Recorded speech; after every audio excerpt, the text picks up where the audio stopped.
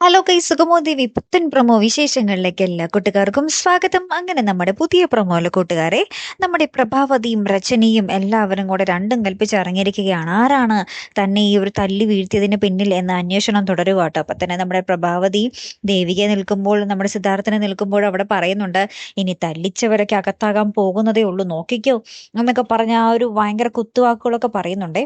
അപ്പൊ അപ്പുറത്ത് നമ്മുടെ ദേവി നമ്മുടെ നന്ദനെ മാറ്റി നിർത്തി ഇങ്ങനെ പറയുന്നുണ്ട്, ഞാൻ ഇതിൽ നിന്നും പിന്മാറിയാലോ എന്ന് ആലോചിക്കുക നന്ദു, സമാധാനമല്ലേ വലുത് എന്നൊക്കെ പറയുന്നുണ്ട്. അപ്പൊ നന്ദൻ പറയുന്നുണ്ട്, ശരിയാ ദേവി, നമുക്ക് അങ്ങനെ തന്നെ ചെയ്യാം. ഞാൻ നാളെ എല്ലാവരെയും വിളിച്ചിട്ട് നിന്റെ ഈ ഒരു തീരുമാനം എല്ലാവരെയും അറിയിക്കാം എന്ന് പറയണം. അപ്പൊ ദേവികയ്ക്ക് ആകപ്പാട് ടെൻഷനും ഉണ്ട്. എന്താ മാറണോ മാറണ്ടേ എന്നുള്ളൊരു തീരുമാനം നമ്മുടെ ദേവിക വെറുതെ ഒന്ന് പറഞ്ഞു നോക്കിയത്. അപ്പൊ നന്ദൻ വേഗം തന്നെ അത് ശരി എന്ന് പറഞ്ഞിട്ട് അത് എന്താ പറയാ എല്ലാവരോടും പറയാൻ പോകുന്നുണ്ട്. അപ്പൊ ദേവികയ്ക്ക് നന്ദന്റെ ഈ ഒരു ഇതും കൂടെ കണ്ടപ്പോൾ ദേവികയ്ക്ക് ആകപ്പാടെ പേടിയായി. ദൈവം അച്ഛൻ എന്ത് പറയും എന്നുള്ളൊരു ചിന്തയായി നമ്മുടെ ദേവികയ്ക്ക്.